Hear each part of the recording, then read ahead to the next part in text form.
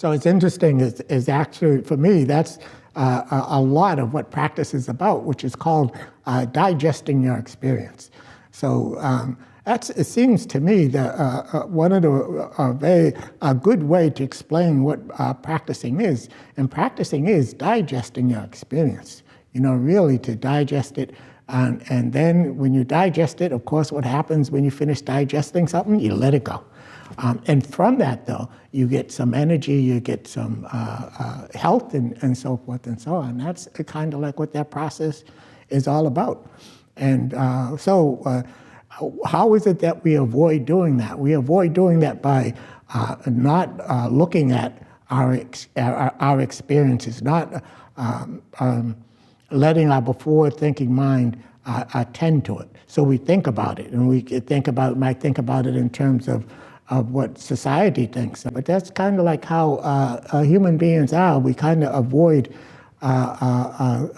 what is happening to us. Another way that we have of avoiding something like that is that we dwell on it.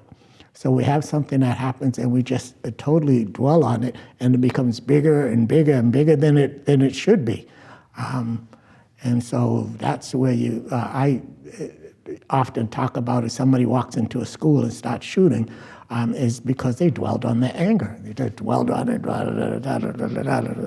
and before you know it, the anger took over, and they did that. But you really need to understand that anger was self-made. That you are. That there's no way he could have done that without generating that anger from inside. There's no way that could have happened. Now, that is not to say that anger doesn't appear and whatnot. So anger appears and you get angry. But then after it disappears, because everything that appears disappears, are you going to dwell on it?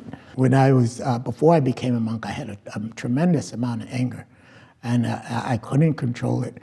And I had a job, and I had an apartment, and I had a car.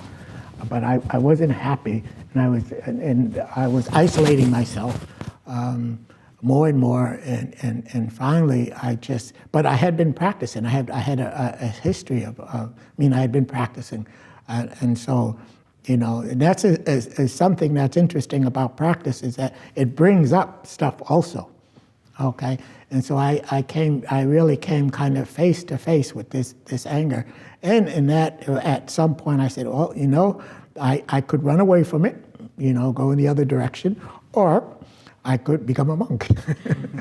and really just go and look in it and look and see what this was. And so that's what happened. I went and I came back here and told them I wanted to go to Korea and become a monk. They said, oh, you have a car, and you can have a job here and help out the Zen Center. I said, no, I want to go to Korea and become a monk. They said, okay, there you go. And so I went.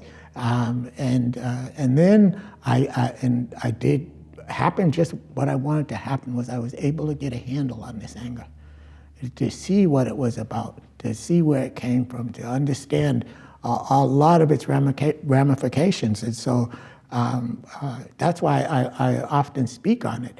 And it really is there's a couple things about it, is that I spoke about the person that walks into a school and starts shooting. One is that person dwells on his anger. And so that's one part of it. And but two is that when somebody makes you angry, if Owen made a noise or did something that made me angry, is that Owen didn't actually make me angry, but he did something, and I decided to be angry.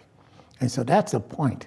And the other thing is that if you actually just sit there, and I did, because I had two people on my right and my left that would drive me up the wall, I'm telling you.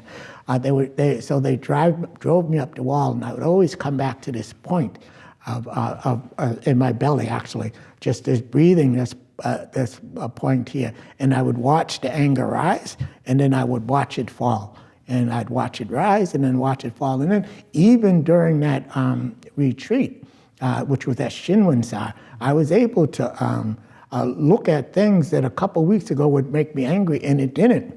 It just didn't make me angry. And I don't know, so that part of it was, digesting that point. I began to understand about anger.